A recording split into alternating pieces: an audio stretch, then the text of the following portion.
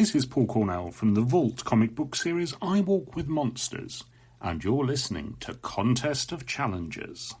This goes out to the challengers. Comics and conversation, y'all. What? Keep the conversation moving along. Keep reading comics, keep your local store strong. If it's hard, then it's a job for the challengers. What? Comics and conversation, y'all.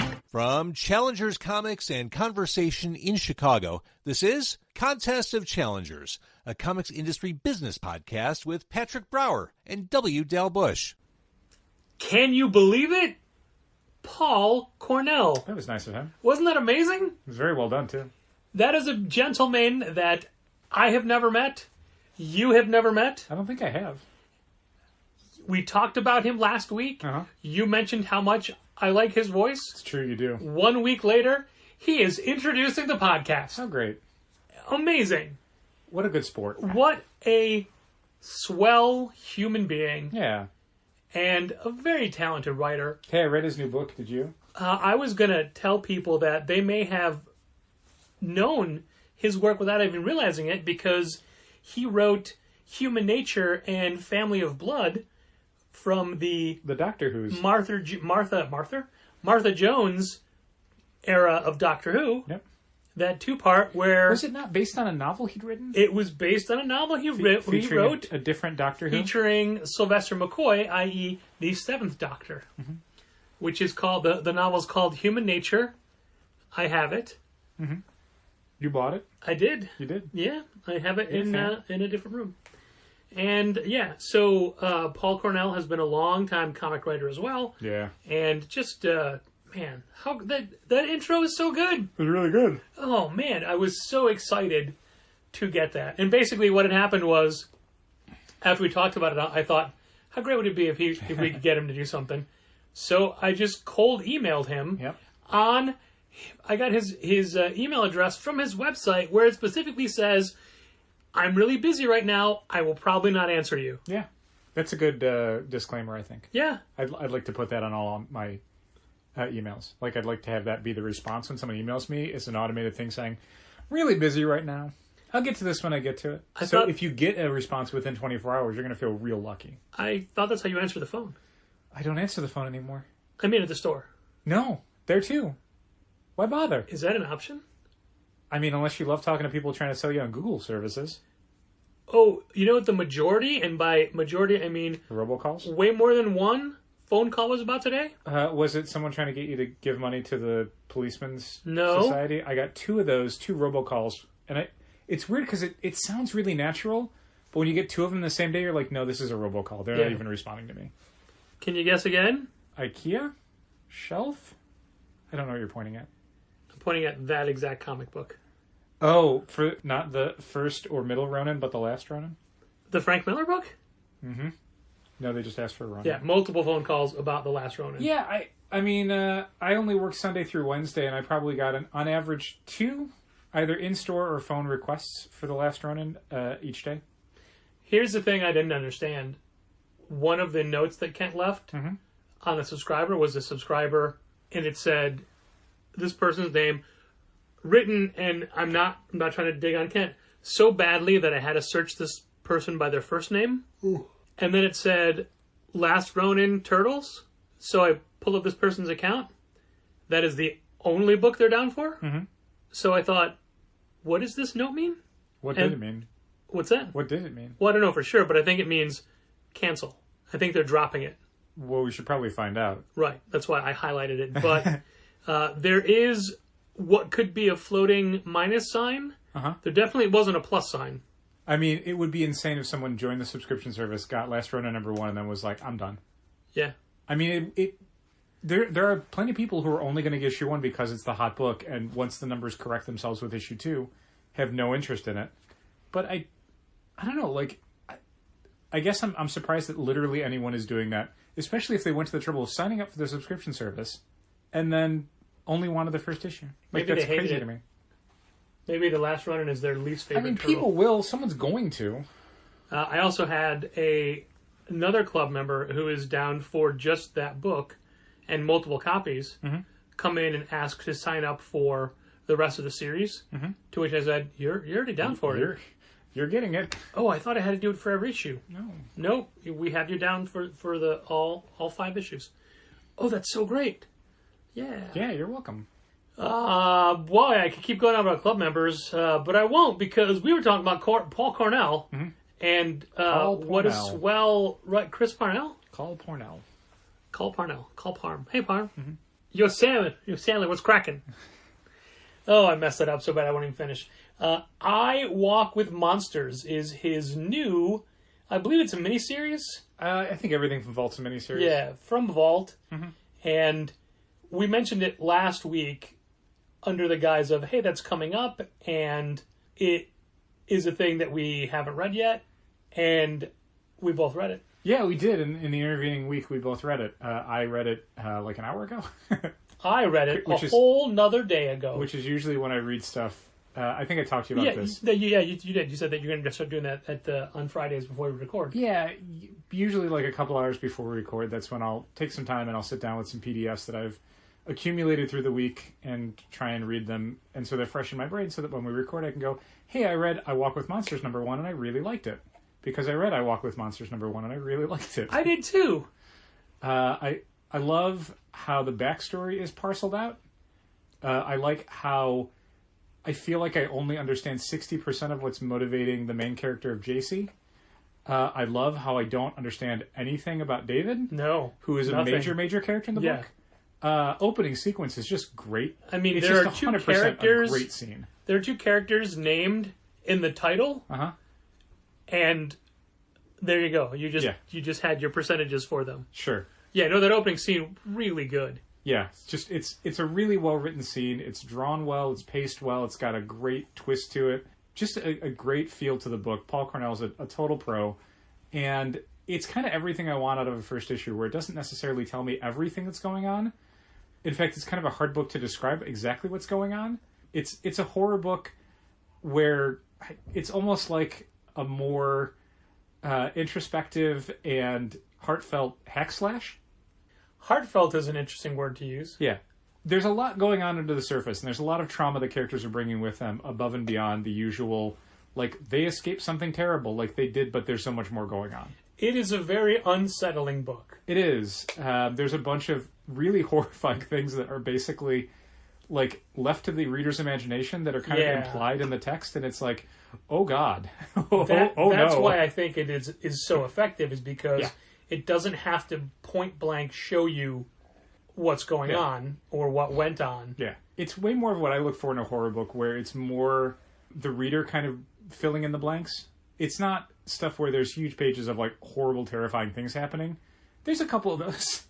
But a lot of what's scary about it is just how, like, powerless characters can feel in scenes, and how difficult it is for them to even describe what a positive outcome would be for them.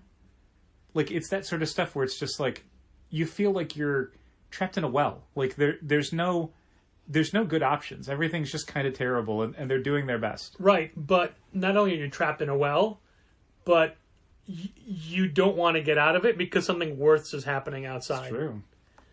I'm trying to think of who the artist reminded me of. It's someone that I've read and stuff. Is it Kev Walker? Maybe not Kev Walker, but there's somebody. God, it's someone specific. Troy Nixie. No, God, I don't think I'll be able to get to it in this podcast. And it's probably Tyler going to drive Crook, me but just his pen and ink work, not his absolutely watercolor. insane. No, it's a little bit more scratchy than that. I feel like it's someone I read in something recently. Paul Azaceta. No, he's more thick black lines and heavy shadows. This is someone who did something that was sort of, I don't know. Kev Walker's the guy that I keep coming back to, but it's definitely not him. It's someone in that vein, though. Like, it's kind of Kev Walker meets Ryan Kelly. It is. So let's Okay. just All right. put them together. That's who the artist is. And God, it's someone who's done work at, like, Marvel or DC. I want to say recently. Somebody, I want to say it's a Marvel artist, maybe. God, yeah, this is going to drive me absolutely insane. Well, when you remember it, I won't. That's the problem. you will. Not when we're recording, but you will. Definitely, it's the thing. I'd literally have to go to the store and look at the racks and go, what was the book? Because it's probably not even someone who does, like, cover art, because they're not that big of an artist. Sure. I'm thinking of, like, specific panels, and I can't even, like, recall who the characters are in the panel. I'll just stick with Kev Walker. I mean, Anyway. it's not Kev Walker. As far as I know, a newer artist. Oh, Gabe Walta. Huh. Gabriel Hernandez Walta from The Vision. Okay. I don't see that, but okay. Do you remember the name of the artist of Walk with Monsters? No, it was someone who's brand new to me. Yeah. I don't know. I'll have to... Let me see if I can pull it up real quick. I probably have an email. I saw a little bit of a Word Balloon interview with Paul Cornell, and was it from there or was it something else? Basically, while he loves working with this artist, he'd never known of her ahead of time. It was just Vault saying, here's a couple of people that might fit the story, and he saw hers and said, yes, that is what I want.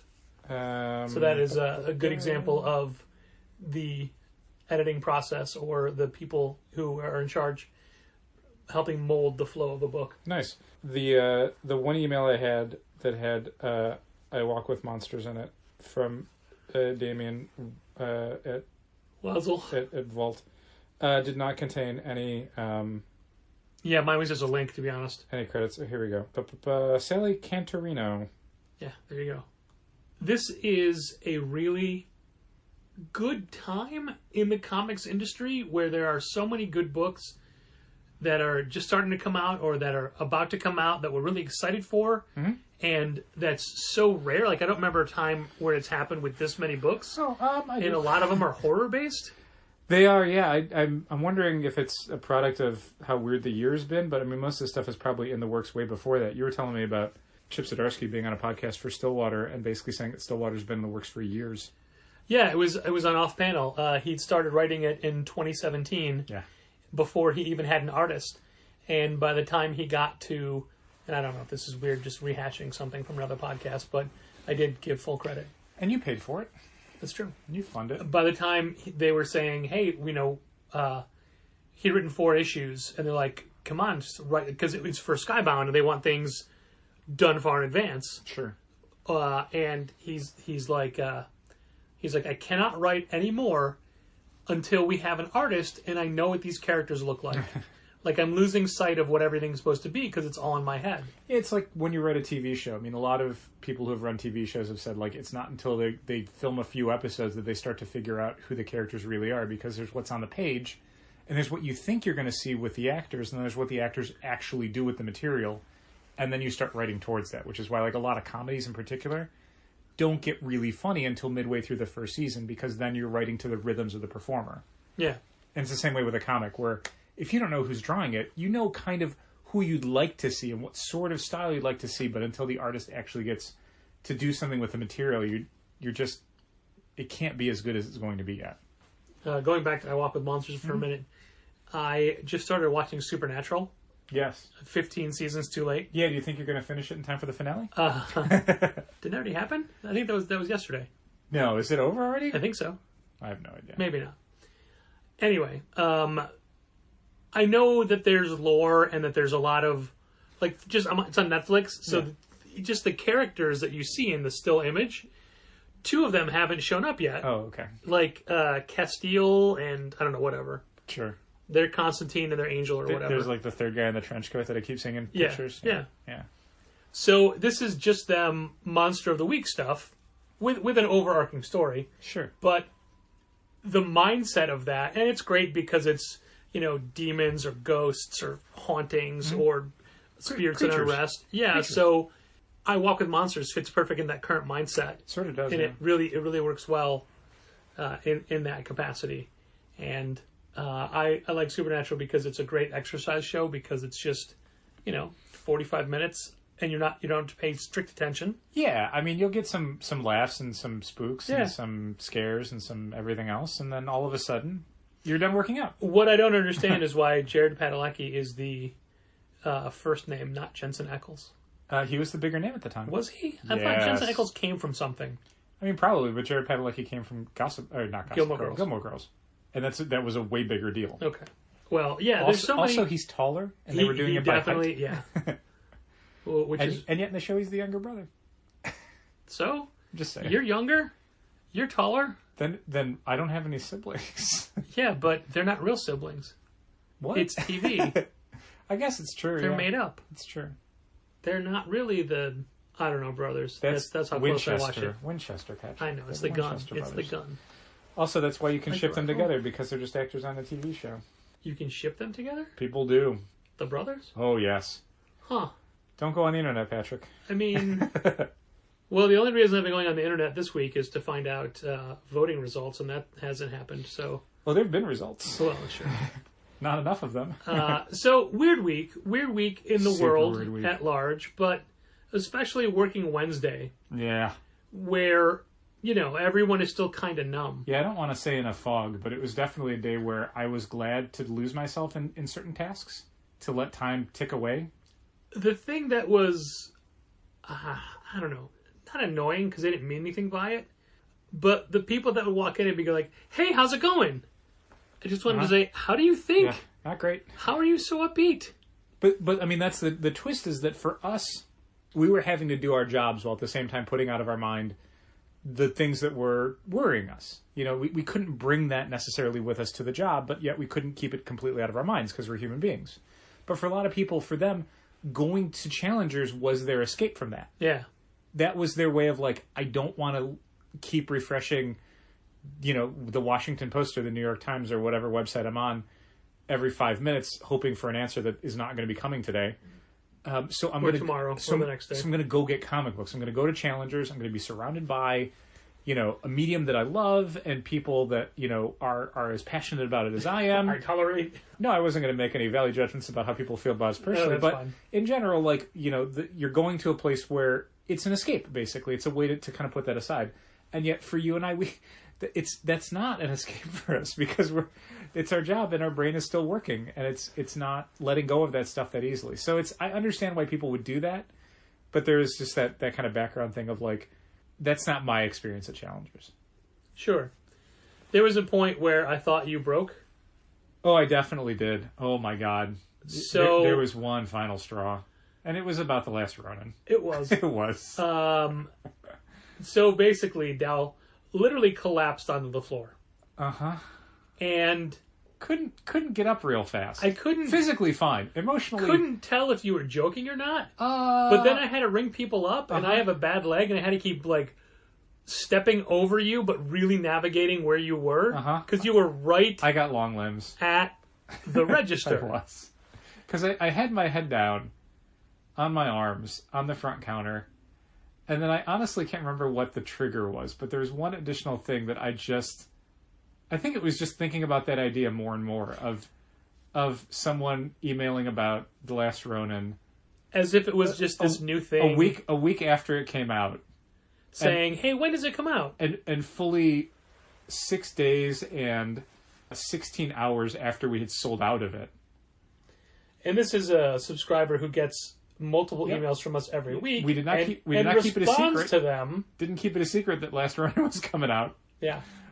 Yeah, and that was the thing, the last little cherry on top of everything else that had been going on the last 24 hours. And my body was just like, nope, cannot process one more piece of information that's going to make me angry. Just can't. Brain just spit it back out and shut down. So I think this isn't a surprise to you. Uh-huh. I did take a picture of you on the ground. Okay. Can I use it for the... Yeah, sure, go ahead. All right. Yeah, it was... I had to look over. I'm like, are his eyes open? Yeah, it was... Like, did he pass out? No, because that's the thing. Like, physically, I could have gotten up, and I did at some point. You also rebuffed my help. I did. I appreciated the hand, but I needed to do it myself. But there was a good couple 3 minutes in there where, yeah, my brain just would not get in gear. Like, it could not do the things that enabled me to stop just staring at the ceiling and not processing a thought. Like, I literally could not do it. Like, it took me a couple minutes to kind of get things reorganized in my brain. Sure. To let me stand up and be a functioning human being again. That was not a fun 2 minutes as these things go. It was not relaxing. Hopefully it reset you a little bit. Oh yeah, I mean, I didn't collapse at any other point in the day, so that was good. Physically or emotionally, I managed to continue my day. But yeah, that was a thing. I'd mentioned to you that 4 years ago, and somebody else had brought this up at some point in the day. 4 years ago, day after Election Day, I was at least giving out hugs. knowing that the people were With going... consent. You didn't just run Oh, up and yeah, hug people. yeah, oh my God, yeah, no. If people asked for one, I would give them, which is not something I do. That's not a branch I extend any other day It's not a go-to of of any yours. other year. Physical contact. But that was one specific day where I'm like, if this can help people a little bit, like I want to offer that. This year I couldn't because there's a pandemic. So even that tiny thing of maybe we can get through this together, all this uncertainty was left with like, nope, I can wave to you and go, shrug. Yeah, fun day of work. I had a moment kind of like that today Yeah. where I almost couldn't talk because I was so mad. Sure. I knew that. Well, all right. Let me. This happened yesterday too. Uh-huh. Yesterday, I had a physical therapy appointment at 7:30 in the morning. I am never awake at 7:30 in the morning. God, no. That is not a thing that I do. I don't have to be, so I'm not. Yeah. So I get there and I get my temperature checked and I throw my coat on a chair and I see my therapist was out for a while, so they canceled an appointment last week and then Monday I had someone different. Right. So I see the fill-in therapist with somebody. I'm like, all right, well, you know what? I'm just going to get started because I know what to do. Mm-hmm. And as I'm about to Get on the bike. get on the recumbent bike, Sure. I've been to a physical therapist before. the, That's step one. that's on the bike. that's not always step one. I mean, but usually. That was my experience. Yeah. So the receptionist says, I'm sorry, wait, what is your name? Why are you biking? So I give her my name, and she's like, you don't have an appointment today. And I said, yes, I do. It's at this time, and I'm here. And she's like, no, that appointment was canceled. And I said, no, last week's was canceled. I know this because I got a notification that it was canceled through the MyChart app. Mm-hmm. And she said, I forgot to tell you. I mean, at least she owned it. There's that. She said, I should have told you Monday when you were here. I'm like, no, it should be automatic in the app. Yeah. Like, yeah, your therapist isn't back yet. Well, first of all, I don't know where he is, so I don't know that he's gone. As far as I know, it's vacation. But second of all, I've always been notified. And she's like, well, we have an appointment later today. I'm like, I am not coming back. Yeah. And third of all, you need physical therapy. Yeah. The idea of them just like endlessly like, well, we can't do it today. Like, And I'm cool, surprised. so I'm just physically going to get worse then? Yeah. Great. Thank you. So they have this little butterfly air chime right at the door, which I hate. Sure. So it's my goal when I come in and out to sneak in and out without disturbing it. This time, I knew if I stayed to talk to the woman, and as I was leaving, she's like, "I'm sorry, I couldn't say anything because what am I going to do? Say that's okay? It's not okay. It's not okay. Not okay. So all I could think to do was to whip the door open so it smashes through those chimes, because that is the only way I could show how angry I was without In a socially acceptable way. without like swearing at her Yep. or like I'm not reporting her. I'm not like I want to talk to your manager. Yeah. I'm just like, hey, you fucked up my day, Yes. and I want you to know how much that bothers me. And she fucked up your health. Yeah. Just saying. I mean, it's one thing if someone's like, oh, you were going to get an oil change, or oh, we were going to cut your hair, but we can't today. Like, this is physical therapy. This is something you need to get better. Yeah. Well, And the longer you don't do it, the less well you get. I came home and I did stuff on my own, Okay. which I was supposed to do anyway. Yeah. But anyway, so that was yesterday. So today, a club member asked for something, and it wasn't egregious, but it was just a thing that it's like, why are you asking this now? Once these things have started coming out and we're already out of the first one, now you just say, oh, can I get all the rest of them?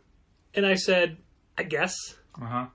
But it would really help us if you let us know before these things come out. Uh-huh.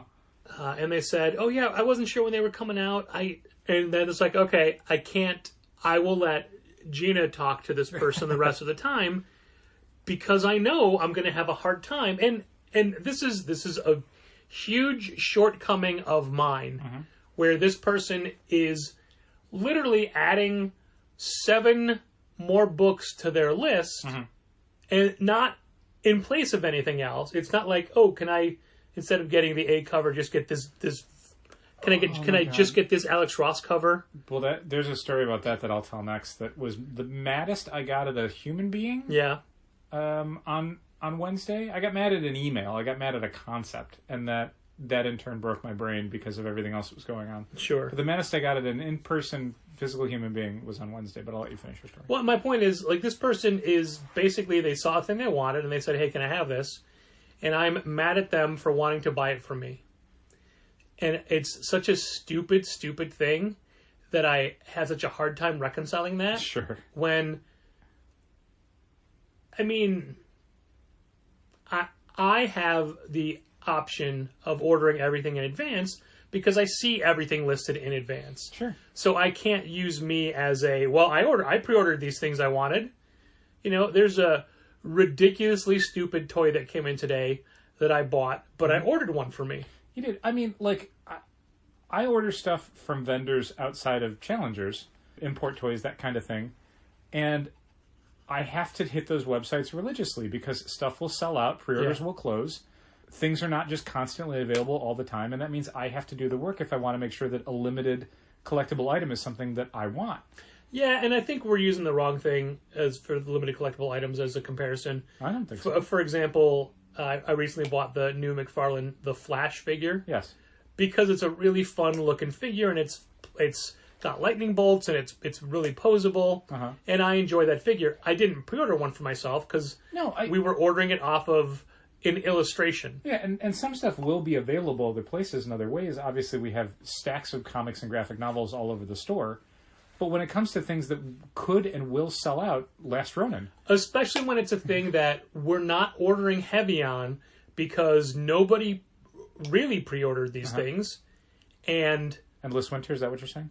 Oh, God. Did I guess it? No, that would be... I mean, so I'm going to take a quick little swerve here before I forget this.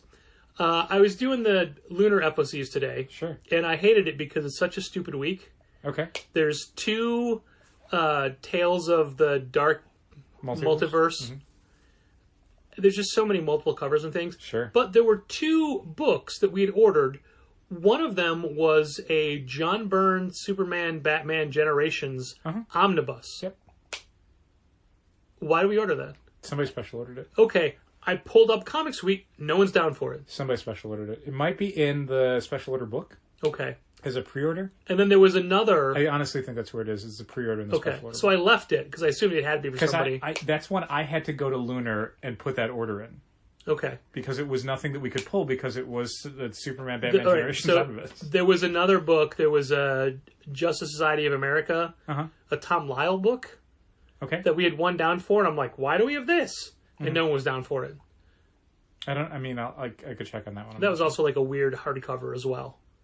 I think someone's probably down for it. The problem is, and this is a thing that will hopefully get fixed on Monday with a phone call from Comics Week. Yeah, I was very excited to see that email. DC special orders have been disappearing. Yeah. So it's possible that someone is down for it. I have to check the committed value because that's accurate even if you can't find it on the item or customer dashboards. Okay. And that'll tell us if someone somewhere asked for it. And then I basically have to go through Pullbox and see, okay, did someone ever request this and who was it? So that's the thing. I'll have to investigate it, but that's possible. I'll need to go back in and add that JSA book because I canceled it. Okay. Honestly, doing the FOCs at the store was beneficial because half of the sales numbers don't reflect anything. Sure. For example, so far we've sold 0 copies of Tales of the Dark Multiverse Batman Hush. Okay. That's not right. Which we only have 2 on the shelf, so... Yep. Meh. Yeah, again, if you go to Manager, it'll say exactly how many we sold. I was able to... Someone had requested a copy overnight, and I got to go into Manager and go, okay, we do have copies on the shelf, so I could tell them, yes, we can pull it. Yeah, it was set to that when I came in. Yeah. But it's much easier just to walk out and say, oh, you know what? The Flash has been selling out for us. Sure. That's amazing. Sure. And you don't realize that by looking at these numbers. Because the numbers don't help you because it doubles everything. Yeah. I don't know why it's doing that. Yeah. Well, I mean... Initial order through Diamond, initial order through Lunar. I don't know. But I delete the initial orders. Like the weird thing is, it seems like as of a few months ago, it started receiving all of those books. Because if you go into item dashboard for some of that stuff, there'll be the receiving that we just got in from Lunar. Yeah. But then there's also receiving from like September. So I don't know how it got received in September when no one ever went back and received it. So it's probably just one of many quirks to how Comic Suite is dealing with alternate vendors. This is the point where I realized I had not been taking notes halfway through the podcast. That's fine. So anyway, that again, I it's the stupidest thing that I get angry because people want to spend more money. You do have a weak spot for people wanting to add stuff outside of the normal edition windows. I do, You especially really do. when It it's drives you crazy. especially when it's like if it's just adding a book, fine. But this is going to go through and hunt and add special orders. Sure. And more than that, it makes it look like I'm doing my job badly because now this set of things, we're down one for every single one of them that doesn't make it to the shelf. Sure. When I was like, all right, well, here's how many people have pre-ordered it, a few people. Here's how many I think will do. I even told you, I'm like, hey, I think these are going to be pretty decent, and I'm going to order some of these. And you said, okay. Now it's like, oh, Oh, okay. I know There's- what we're talking about now. yeah. Yeah. That's why I explained it that way. Yep, thanks. And it's just, I could have done a better job at ordering had I known, oh, this person wants a full set. Sure. I hear you. Because I have to anticipate what... I'd love to get them onboarded with Pullbox, but we still can't do that. I have to anticipate what people who don't subscribe would want. And then when subscribers take things away, it's like, you guys, you had your chance. Hey, here's a quick story. Yeah. So we're doing a new email service for our subscriber emails. Oh, I think I know what this is. What? What the story is. Do you? What do you think it is? The email we got today, like, Oh, hey, no. you've reached your limit. Nah, No? I mean, that's a thing, but it turns out to be not a big deal. What Patrick's referring to is that the new service we're using does an hourly cap as to how many emails we can send out. What is that number? It's dynamic in that the more people who open it, the more emails they'll allow us to send out in an hour. Interesting. Yeah. So the number, I think, was 40 to start with. Oh, God. Well, by 2 o'clock today, it was 79 for us. Okay. That just sucks that, A, you got to keep going through. You don't. I mean, it just logs them. Oh. That's the thing. Like, I okay. hit one button All right. That's fine. at 10 a.m.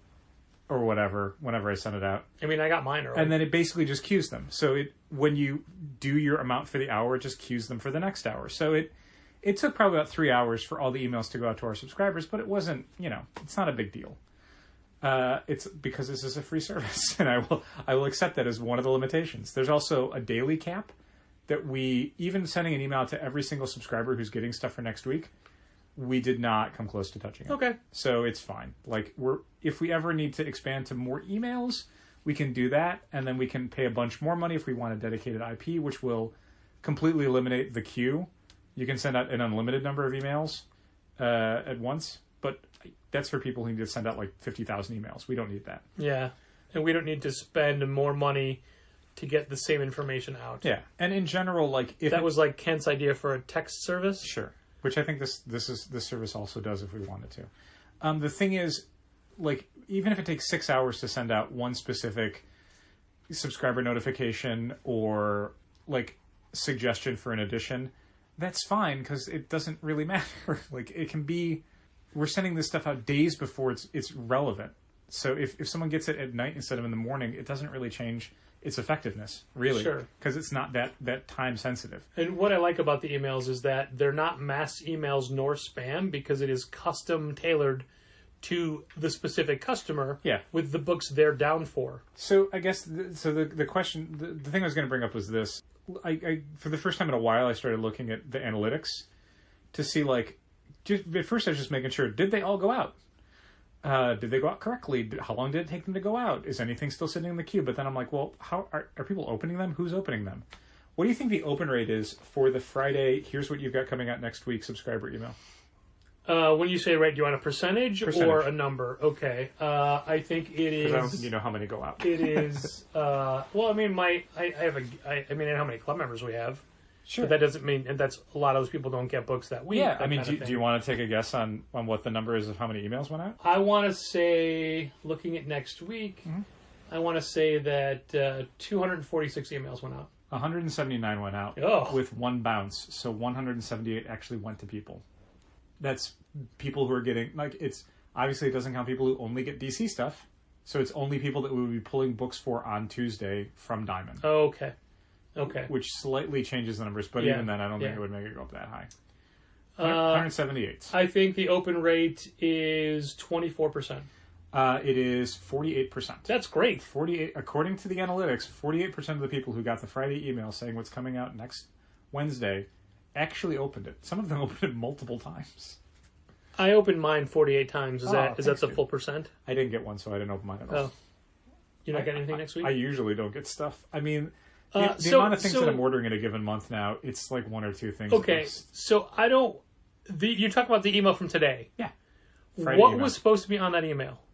What was... Oh, everything that is arriving from Diamond next Tuesday for on sale on Wednesday. Okay. It didn't have 3 books that I'm down for. Like what? The 3 parts of Ten of Swords. That's peculiar. Yeah. I mean, I'd have to check that somewhere, so I'm not sure why that would be. Maybe you're not down for them. I mean, it's You possible, were but... down for them. No one else has said that they weren't down for Okay, them. So but I mean, hope people are. I'm... You put me down for all the chapters of I did. Ten of Swords. I did. That's true. And if Yeah. you got last week's, you should be getting this week's. And I did. Because they're all the same month of ads. Right.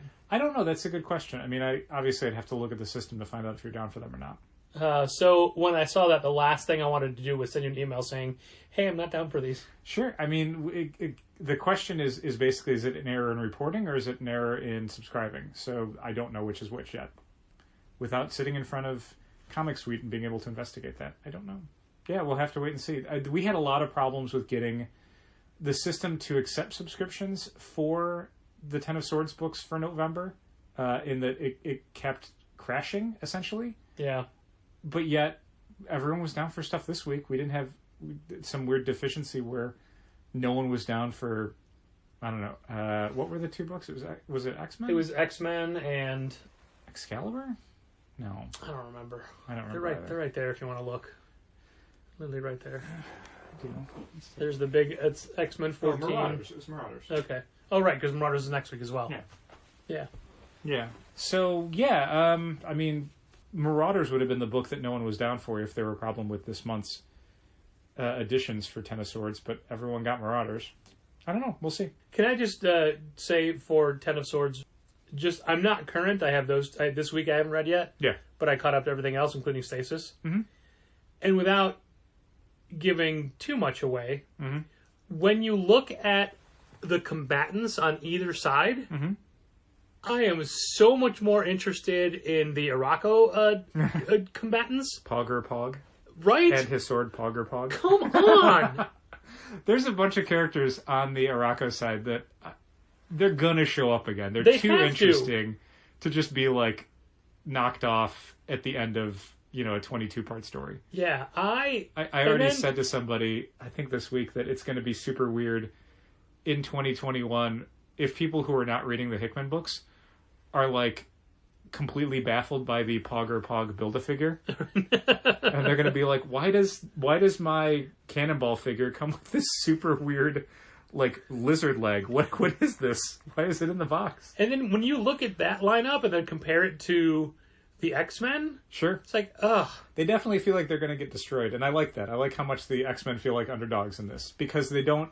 It's not the story where it's like, we got our 10 biggest, best characters. It's like, I mean, you got Cypher, Yeah.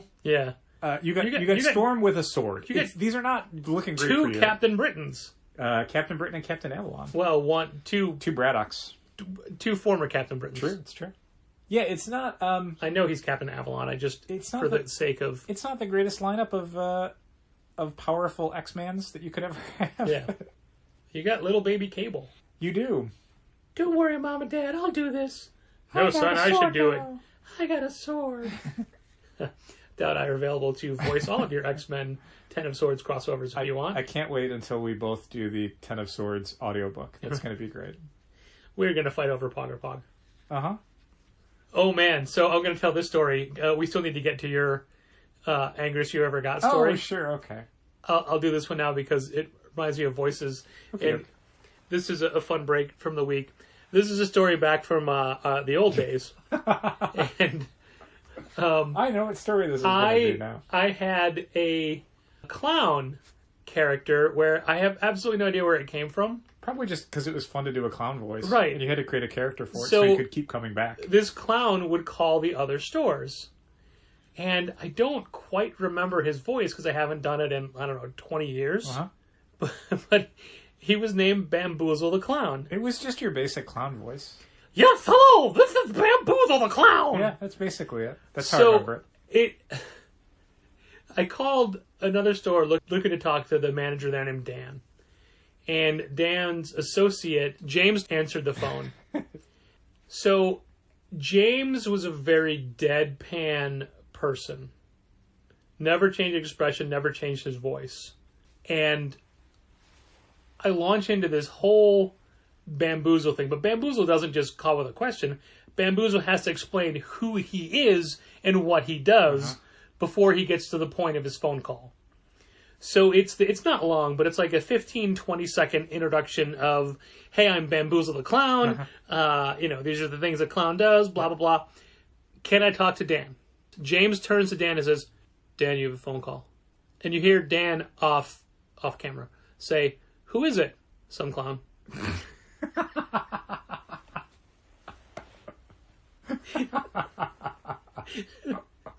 That is all he said.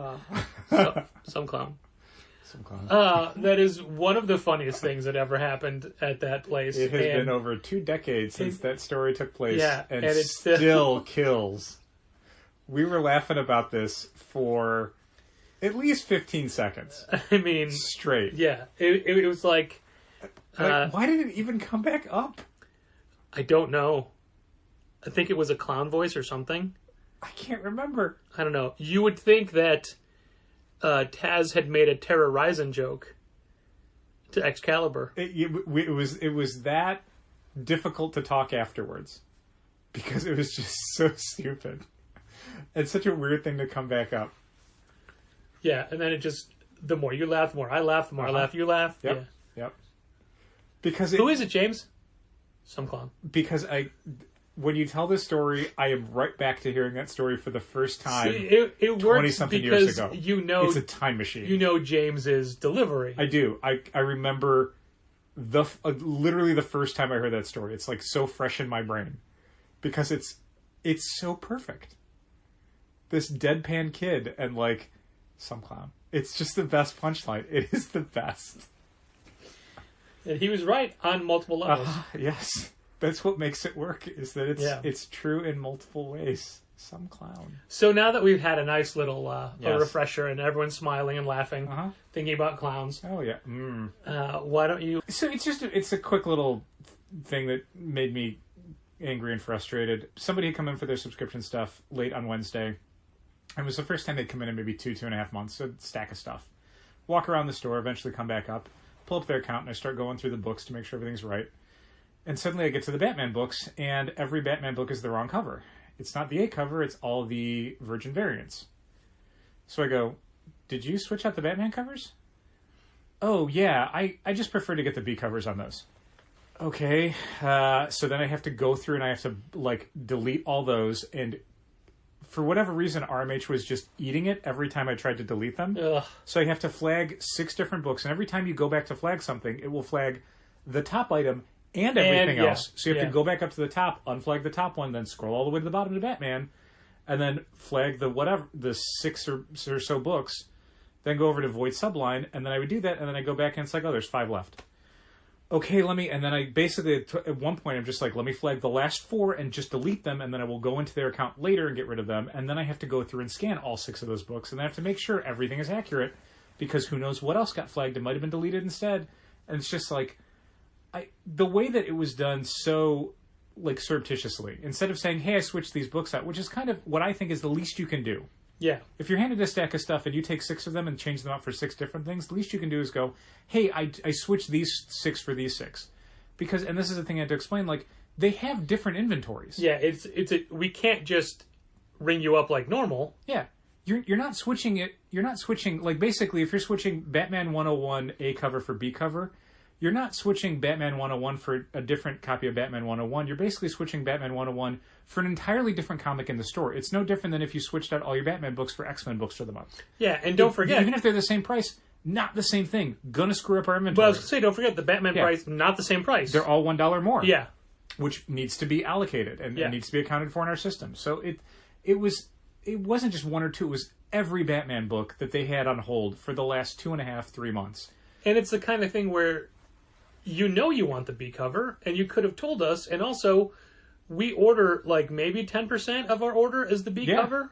I mean, it's great that we had them all for someone, and it's great that, like you, it's great that they wanted to spend $1 more, but it was still a thing of like, this is more work for me now, and you didn't even give me a heads up.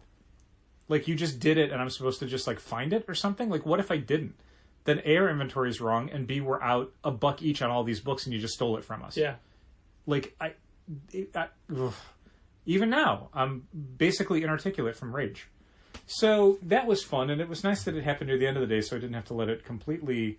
I don't want to say ruin my Wednesday, because my Wednesday was basically like this weird void of emotion. Cast a darker cloud for the I got to remainder enjoy, of your day. I got to enjoy Dynamite that night, so that was still good. Yeah. Yeah, it's amazing how these, what seem to be little things, are actually huge things to us and can really affect your day. Well, and that's the thing that makes it worse, I think, maybe emotionally, and maybe you can vouch for this, is the fact that the person doing it treats it like it's no big deal. Yeah. Like, again, if this person had said, hey, I was down for these 6 A covers, I'd really rather get the B covers, I switched them out, is that cool? It'd be like, okay, first of all, that's fine. Second of all, now I can go into your account before I bring it up, void those out, so that they're not going to be on your account when I bring it into the register, and then the whole process is going to be so much smoother and faster. But they didn't do any of that. They wait, like it was like a landmine. I just get to the bottom of the pile, and I'm like, this is all wrong. And now I've got to do all this extra work to make sure it's right, both for them and for me. So it was that kind of blasé, like, oh, I didn't think this was a big deal. Like, it was a big deal. We have a family that shops with us, a customer, and I say family, but it's mainly the dad and the son, who come in, and honestly, the nicest guy. That's nice. Just always polite, always excited for books, always trying to get his son to read more books, never asks for special treatment, never goes out of his way to do favors for us, has helped us sell more product, Sure. and has helped me personally get some action figures. Mm-hmm. So, and I had said never ask for special favors. Right. The day of Last Ronin, we had a sign up that said you can only get one per person. Yes. And he came up and said, hey, I know it says there's only one per person, but I wanted to get one for my friend. And this is one of those rare times that when he's saying this, you know that's exactly why he wants it. Right. You know he's getting it for his friend. And it's a friend that we know. It's a guy that helped me get the figures. Like, it's legitimately...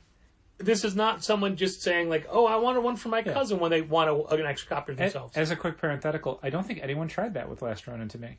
Oh, wow. People tried to get multiple copies, but Yeah. as soon as we'd say, like, no, it's a limited one per person, I didn't have any sob stories. I didn't have any... How about that guy who wanted 6 copies of Avengers this week? 3 copies of the A cover and 3 copies of the Native American cover, yes.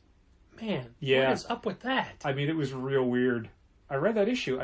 But I'm the worst person to understand why speculators care about specific Marvel issues, because most of the things they freak out over, I'm like, that's just a point in the story. Like, why would you care? Like, it's all the people who bought Thor 6 that didn't buy 5 or 7. Like, I don't... Why do you care about what happens in a story that you're not even reading all the parts of? Because you're not reading it, that's why. It's so strange. Anyway, sorry. So, honestly, this is where you and I always differ with this the Avengers type of thing. I would have only let him get 2 copies total. Yeah, I don't enforce that part of the rule. Unless it's something like a Last Ronin situation. Well, especially because it's a variant cover that I knew we were going to sell. Like, he wanted We did 3 sell of out our... We sold out of that day. Yeah. Yeah. Yeah, I had someone want Have to you get today. looked? I mean, would you reorder those? Should I reorder those if they're available? I don't know. I always feel like variant covers like that, if we sell out in first week, I'm fine with it. Yeah, but I mean, I don't like selling out because one guy wanted 3. Yeah, that's true. So anyway, this extremely nice guy asked for a second copy for his friend, and I said no. Yeah. And it's bugged me this whole time. It really has.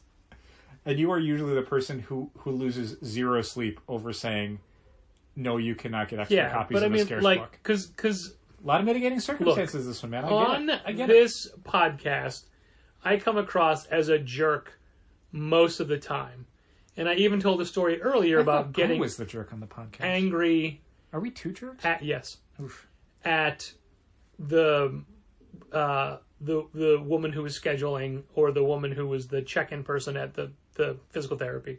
Normally, I don't think that makes you a jerk. well, in my personal life, when I am like at a store and Inconvenience. yeah, when that happens, I am usually the guy that is like, "Hey, it's no big deal. Don't worry about it. I'm fine." Sure. When there's a massive line, especially when the person in front of me is causing a scene, and then when it's finally my turn, they're like, "I'm so sorry about the wait." I'm always like, "Hey, no worry at all. Don't give it a second thought." I told you the story when I was at Chipotle, and the guy who was in front of me just lost it and like stormed out midway through them making his burrito, and I'm like, I'll buy his burrito. I didn't want them to have to throw it away because that guy just became like a giant baby. And I ate that burrito. You did. How was it? I started getting burritos. Yeah, now. got you on burritos, Yeah. man. I mean, I've always liked burritos, but I don't. Sure. Anyway, I feel like I am that guy in most other circumstances where people don't see it. However, I think if I were in his shoes and I were the one asking for the second copy of Last Ronin, knowing all the things that I've done for that store, for them to say no, I'd still be like, oh, man. I would have said, oh, totally fine. I totally get it. No worries at all. Sure. But inside, I'd be like, you guys. Yeah, after everything I did for you guys, this is how you're going to treat me. Yeah. Yeah, it's a tricky scenario. I mean, I don't know. So yeah, I still, and I mean, and yeah, I don't, there's no end to that story because and that unfortunately person still not. shops with us, and now I feel extra guilty every time he's in. But we don't have more copies of Last Right. Ronin, and that's But the thing. I Like, even- there's no solution to this story. Like in the middle of the transaction, if you were filing manga, yeah. I walked up to you and said, hey man, he wants a second for his friend, and you said, you already said no. Yeah, don't drag me into this. Don't throw me under the bus. Dell also said no. 100%. If you'd said, give him one, I would have done it. I would have done it. No, it's the other thing was that they'd also said like, look, this is I think what you did was you looked both ways and said, I don't see his friend. Yeah, it was a situation where they basically said like their friend would be okay with a second print, and it's like, well then their friend can be okay with a second print. Yeah. Like that was they'll get to read the story eventually, and we'll make sure they get a first print of issue 2 and all the other ones. But like this is we do have a limit, and he also admitted that he doesn't even know if his friend would want this per se. And I mean, I want to also mention this part of the rules we were enforcing. We were not reserving copies for anybody. Yeah. If you called in and said, I want a copy of Last Ronin, it's like, I'm not putting it aside. You have to be here to buy it. So this is a situation where, again, someone was like, hey, my friend couldn't be here. And it's like, well, we're telling everybody else on the phone that they have to be here. So making an exception for a friend who can't be there is like, then 10 other people could have also I think used that. the point I'm trying to make is if there's anybody that Deserved I it. would break a rule for, it is this person. I see what you're Yet I saying. still didn't. I see what you're saying. So I don't know. I still feel bad. You do. You have brought it up multiple times over the last week. Yeah. So I Because he deserves better. I hear the regret. I hear the regret in your voice. Yeah, but does he hear it? I don't. I mean, you could. Do you want to write a letter to him and put it in the subscription stuff? Josh, I'm sorry. Josh, Patrick is sorry. My goodness. And I hate being in that situation. You really Stupid do. IDW. Boned us twice, having to submit our orders for the second print days before the first print goes on sale. Not a lot of takers so far on that second print. Hey, going back to this stupid Endless Winter thing, are we matching any of the specials to anybody? So here's the thing. Originally, we were going to do a thing where we were going to send out an email to people getting Justice League saying, hey, there's this Justice League special going on the month of December. It's all written by the same two people. If you want it, you're going to be getting everything. Never did that because of how insane the last month was. Because we can't do DC special orders. Well, that's the additional twist now, is that I can't until maybe Monday, maybe. Yeah, basically anyone who's down for Justice League Endless Winter, #1, is in my mind down for everything through the month. Okay, all three of them? Yeah. And then I would just order maybe another 5 or 10 copies for the shelf. Okay. Whatever you think is reasonable. But, okay. I think, well, here's the thing. I would assume people who are getting Justice League, it's not a numbered thing of Justice League. It's basically not. Justice League is not coming out for December. It is not. It's not by the regular writers. It's not even... Well, there isn't a regular writer. right. That's the thing. Yeah, they're currently in their, like, post-ongoing writer Yeah. fill-in period. They're waiting until they rebirth. I mean, if... Worst case scenario, if people end... Like, maybe we end up having to tell people, no, I can't get that for you. Like, the window Okay. closed. I don't know. So Everybody gets an email saying what the catalog is. Everyone has all that stuff. yeah, I know. It's just that the episode I was doing today was 3 parts. Yeah, because it's a 10-part thing coming out over like 5 weeks. 4 parts. No, 3 parts. Yeah, it is the month of December. It was the Justice League standalone, it was the Superman standalone, and it was the normal issue of the Flash. Okay, Which man, F you guys for doing it that way. sure. Just make it a miniseries. I honestly thought they were. I didn't realize that one of the parts was that month's issue of the Flash. No, I just mean make it Endless Winter 1 through 7. Yeah, no, that Or 1 through 10 or whatever. Yeah, Yeah, I think you're right. I think it's 7 It's in multiple... because It's in other titles but as that's well. the thing. Like Justice League Endless Winter is 1 and 2. Yeah, They're also doing Superman Endless Winter, which is not an issue of Superman. right.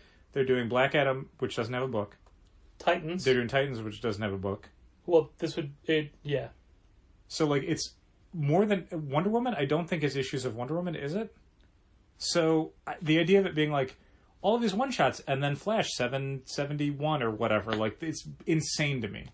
Well, it's insane to me as well. So, like... But I don't know. I mean, there's people for Ten of Swords who are like, I don't want every part, who are just getting like Marauders, yeah. which will make no sense. But okay, sure. So that's I guess that becomes their problem. I'm I don't not know. giving my brother all the other chapters to read except for X-Men, so it won't make any sense. But I also know he would feel a little overwhelmed getting the stack of X-Men book every couple of weeks. Sure. 6 chapters every 2 weeks? Yeah, Jesus. that would be a lot. We'd be getting those books back in 2022. Yeah, but I was talking to a club member today who also, every time they see Saturnine, thinks that it's Emma Frost, like I do. She needs a slightly different hair color or color palette. Yeah. I don't know, man. Yeah. Some Imperial blonde who also wears all white. Who's also really snooty in the way she talks to people. That's the Imperial part. Yeah, I just wanted to make a little more Sure. everyday person. I see. I thought you meant that she was part of the Shire Guard, I do not. the Imperial Guard. Do not. Yeah. She's not a super guardian. I thought she was Raza. How about that porco? God, I can't do it. How could his name just stumbles over my mouth? How about that portcullis? How about that Chris Parnell? What a funny guy.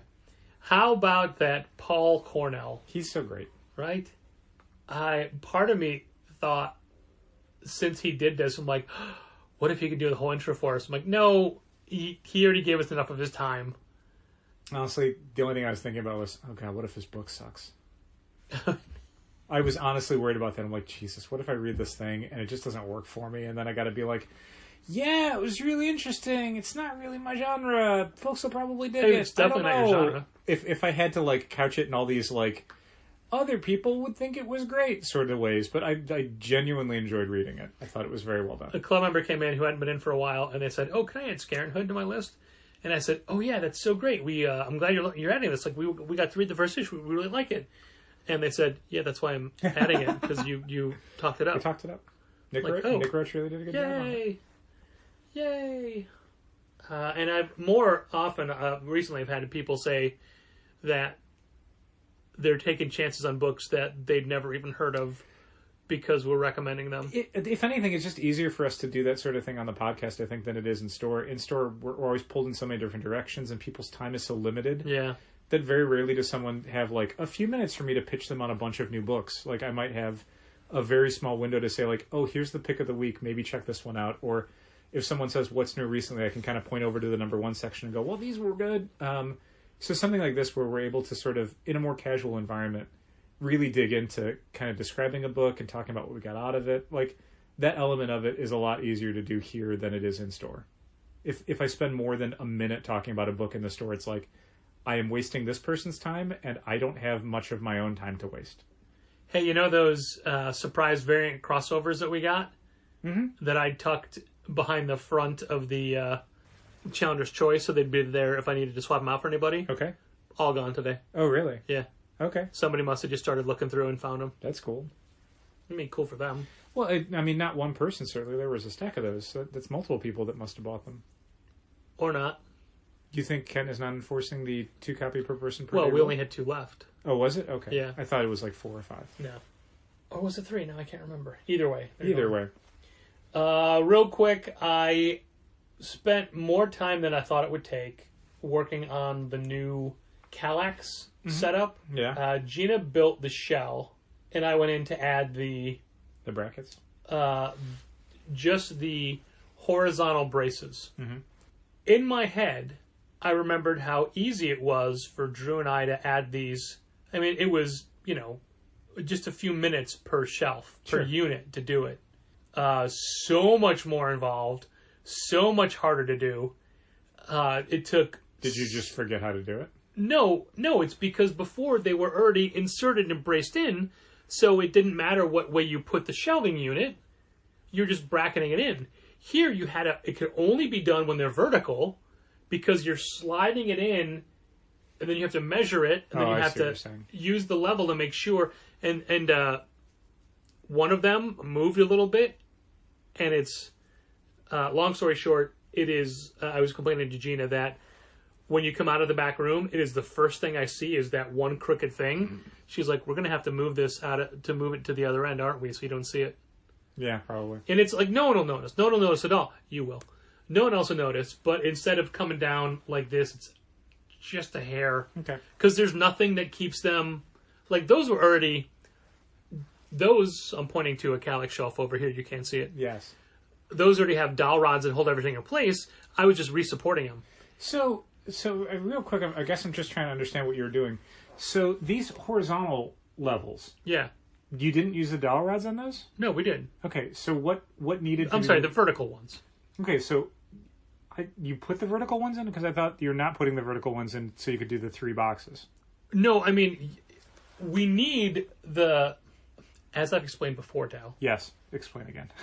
All right, so hold your hands up like this. Okay. No, I'm saying hold Okay. it like that. So, like, closer to me so I could... Okay. So normally the bracket is down here in the middle. So Right. I'm moving a bracket 1 box length here, 1 box length there, because they need the extra support. I see what you're doing. Okay. Those shelves can't hold 3 boxes by themselves. Without the horizontal, without the vertical Brace. Okay. Yeah. They So can't, it's just... Did you try, or you're just like? I'm not even gonna. I'm not even gonna. Yeah, I'm not even gonna try. Because I think they could. So I bet they the could. point is, the vertical braces have to move. It's Sure. They have to be between the second and third box, not like right down the middle. Well, it's between the first and Right. second, But I mean, and second then the and second third and could third, be and either first. side. Yeah. Yeah, it's fine. Yeah. So boom, boom, boom, boom. So the thing is, you have to position them perfectly. Right. If you're going to fit 3 boxes, because there's not that much wiggle room. No, I mean you have to position them perfectly flush against the front because nothing keeps them there. And just when you slide it in, it's like there's nothing that keeps it straight all the way through. It could go in an angle and be off at the top and be... Sure. So those are things that we didn't have to do because those were already braced in and I was just adding bracket supports. Okay. This is constant measuring, constant leveling, and then What do you think of the end result, though? they're real sturdy. Yeah. It's going to work. Okay. It's just not going to be as fast. Is it something where maybe you'll need to do, like, instead of one night of, like, we're going to do these all 4 shelves or whatever, is it something where, like, maybe we just spend 4 weeks doing 1 shelf at a time kind of thing? The only problem with that is where do the shelves go then? Back hallway. The back hallway is already too full of stuff. Yeah. My point. Yeah. What if the new shelves went in front of the old shelves, and then we just eventually, like, move the new shelves out of the way, pull the old shelves out from behind, and then push the new shelves back? Interesting. So they'd just be, like, Maybe. a foot deeper on the floor, but who cares? Maybe. Just a thought. I don't know. Anyway. It's still... It'll be faster because I came up with a You got 1 done already. Scotch tape hack that made life easier Sure. as I was doing it. Sure. And if I do that more, that'll speed it up. And also, I've now counted what supplies I still need to buy. So I know where everything goes. It's not a matter of, now what do I need to do on this shelf and everything? This was the experimental one. Yeah. Nice. Also, we ran out of screws, so that I couldn't put up as many brackets as I wanted to. Okay. But it's basically, how did we do it before? 1, 2, 3, 4. So we were doing 8 brackets per shelf for the back issue box the way they were. Uh-huh. Now we need to do 10 because the vertical support coming down, I'm only putting 2 brackets at the bottom on the back side. Okay. Because I don't want the brackets in the front because the boxes will catch on them. Yeah, they will. There's still brackets on each side in the front, but there's enough wiggle room to go by those. Sure. Okay. So, but also that means that the vertical support brace is still bracketed in 1, 2, 3, 4, 6 ways. Okay. It's just not 8 like Sure. it could have been. Sure. So Gina also thinks that they're great and really that they came out really well, and she's happy with it. And we both kept doing different things to make sure the weight supports, and it'll be fine. But I wouldn't even have tried to do this without the vertical support brace. Sure. But you'll be. It looks weird now because we don't have enough boxes to fill it up. Also, that's another thing. We're going to be gaining 14 extra box spaces. Okay. We don't have 14 extra boxes. Yet. Well, if you recall, these were all bought from BCW because we needed the drawer boxes size to fit what we already had. Since these are extras, they don't have to be drawer. They don't have to be that. They could be a little bit shorter. Sure. It's fine. Yeah. I'm not worried. We still have like 8 BCWs on hold. Like we were waiting for, in case we need replacements or whatever. Sure. But yeah, I don't think it's It doesn't matter. detrimental to us to not use No. BCWs for this. No. I realized that very much like when Dell and I were first talking about the changes to Sidekicks, this may not be the easiest part of the show to have listened to, since especially since I was trying to explain things to Dell and I could at least point to things Yes. here in the studio. I assume everyone listening to this is also looking at a Kallax shelf in Sure. somewhere in their own home. Yeah. So I need to buy supplies for 6 more units, but we're only buying 5. Okay. You know why? No. I have till 5. You have until 5. No, because yeah, it's fine. We only need to buy 5 Kallaxes. Yep. But then we'll have to figure out, and I can finally return that shelf too. Yay! That's why I've been sitting there this whole time. Yay! Because you have a year to return it. I will finally. No, not that. We have to figure out when. Just when. That's all. It's the when. But the when is not now because now has already happened. Thank you for listening. And keep reading comics. This has been Contest of Challengers. Thanks for listening. Keep reading comics. Challengers is located at 1845 Northwestern Avenue in the Bucktown neighborhood of Chicago. 773-278-0155. Keep up to date with new releases and events at challengerscomics.com. Like Challengers Comics on Facebook, follow @Challengers on Twitter, and help fund this podcast at patreon.com/challengers.